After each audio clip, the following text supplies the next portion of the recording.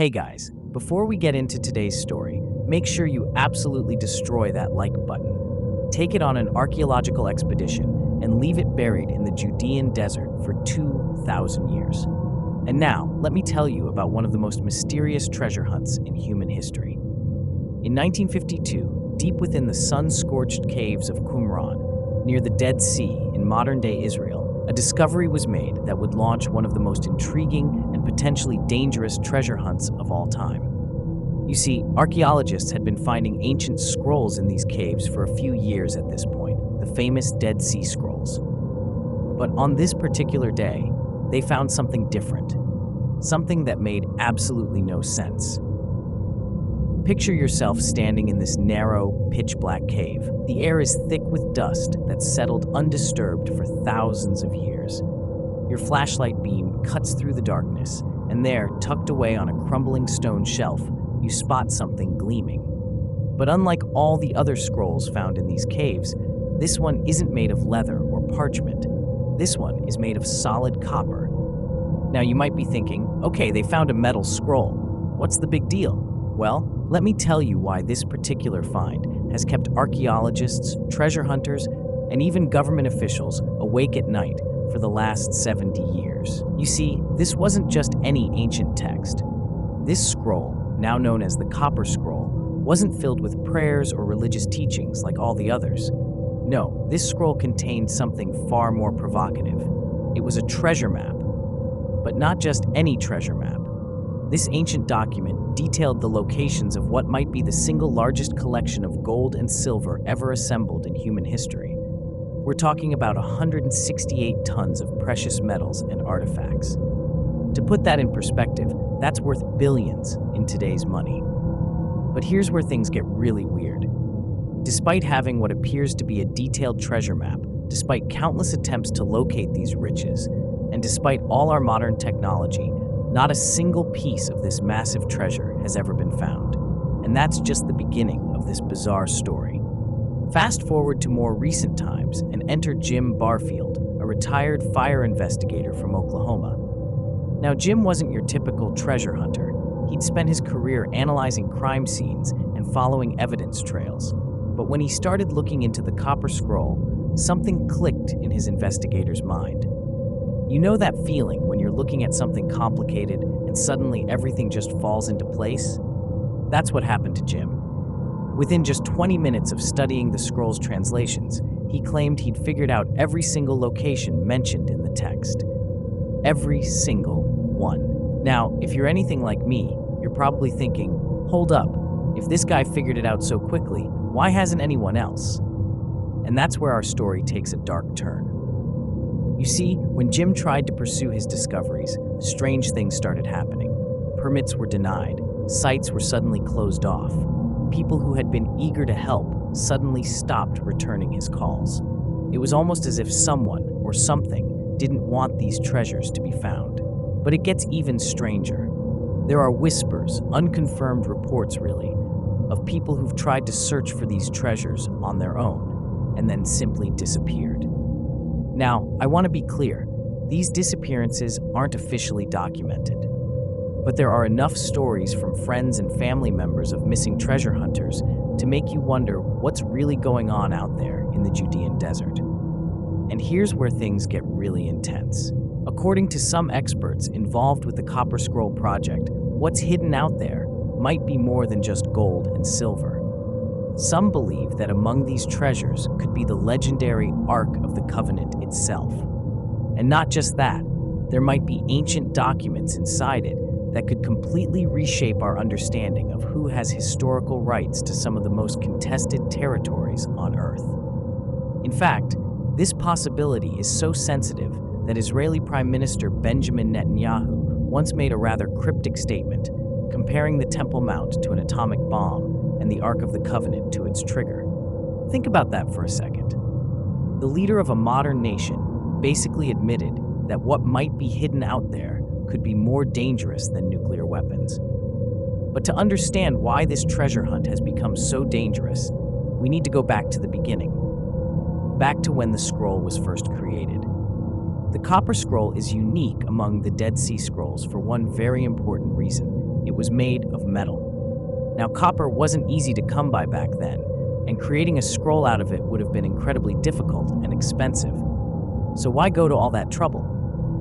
Well, the people who made this scroll clearly believed that whatever information they were recording needed to last, potentially for thousands of years. They meticulously etched each word into the copper, describing locations with surprising precision. Walk 40 paces north from the eastern gate. Dig 3 cubits beneath the white stone. These weren't vague directions, they were specific instructions left by people who clearly wanted these treasures to be found, eventually. But here's where it gets really interesting. The language used in the scroll suggests these weren't just random hiding spots. These locations appear to have been carefully chosen, possibly by temple priests who were trying to protect their most sacred treasures from advancing Roman armies. This wasn't just about hiding wealth, it was about preserving a civilization's most precious artifacts and documents. Now let's fast forward back to Jim Barfield's investigation. When he first presented his findings to Israeli officials, including the Director General of the Gaza Strip, they were initially very interested. But then something changed. Suddenly, they told him it would be best to leave the sites undisturbed. Think about that for a minute. Here's a guy who might have solved one of the greatest archaeological mysteries of all time, and instead of jumping at the chance to discover these priceless artifacts, officials actively worked to prevent any excavation. But the story gets even more bizarre. When archaeologist Orrin Gutfield, who had access to some of the territories mentioned in the scroll, tried to get official permits to excavate, the ruins were immediately closed off. Not just denied, completely sealed from access. Now you might be thinking this is just bureaucratic red tape, but remember what Netanyahu said about the Temple Mount and the Ark. What if these officials know something they're not telling us? What if there's a reason they're so desperate to keep people away from these sites? Some researchers, including Shelley Neese, have suggested that the real treasure isn't the gold and silver at all. The real treasure might be ancient documents, proof of historical land rights that could completely reshape the modern Middle East. In a region already torn by conflict, imagine what would happen if irrefutable evidence emerged that dramatically strengthened one side's claim to disputed territories. But there's another, even more unsettling possibility. According to some anonymous sources close to the investigation, the barriers to excavating these sites might not be about preventing archaeological discoveries at all. Instead, they might be about preventing something much worse, a global crisis. You see, there are those who believe that uncovering these treasures, particularly if they include the Ark of the Covenant, could trigger events that some religious groups associate with the end times. And while that might sound far-fetched to many of us, remember, in this part of the world, ancient prophecies and modern politics have a way of becoming dangerously intertwined. But let's take a step back and look at this objectively, like Jim Barfield would have done in his days as an arson investigator. We have 1. A 2,000-year-old scroll made of copper, suggesting its creators wanted the information to last. 2. Detailed directions to massive amounts of treasure that have never been found. 3. Multiple researchers who claim to have decoded these directions. 4. Active resistance from authorities to any serious excavation attempts. 5. Unconfirmed reports of disappearances. 6. High-level government officials making cryptic statements about the potential impact of these discoveries. When you lay it all out like that, it starts to look less like a typical archaeological mystery and more like something else entirely. But what exactly is going on here? The official position of the Israeli government is that the Ark's location remains unknown. They maintain that the sites mentioned in the Copper Scroll should remain undisturbed for archaeological preservation.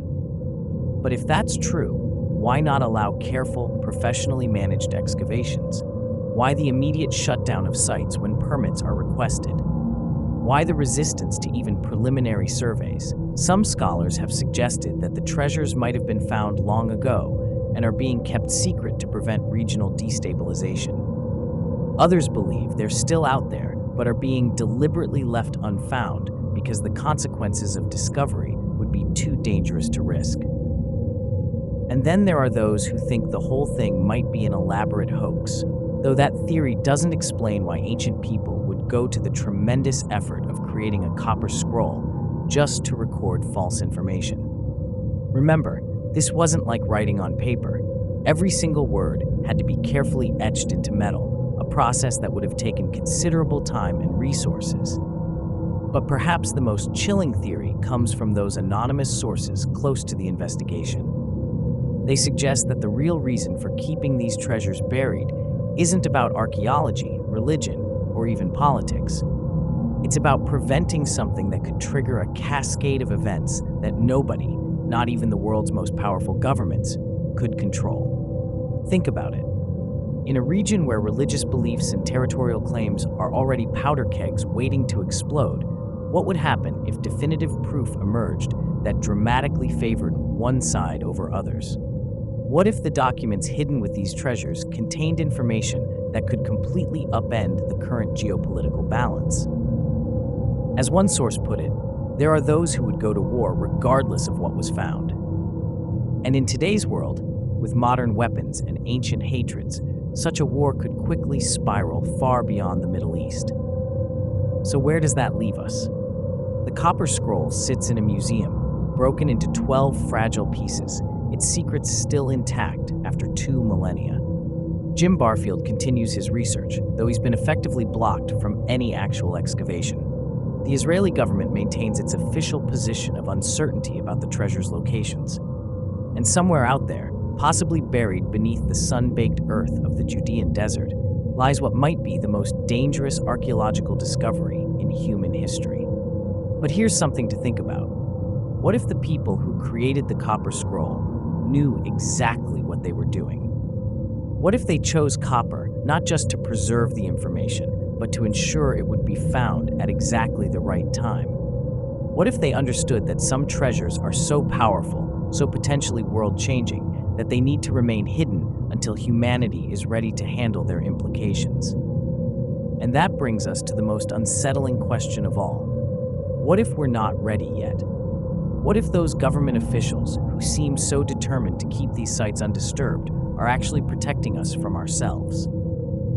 The next time you hear about an archaeological discovery in Israel or a new theory about the Copper Scroll, remember this story. Remember that somewhere out there, buried beneath thousands of years of history, lies a treasure that might be too dangerous to find.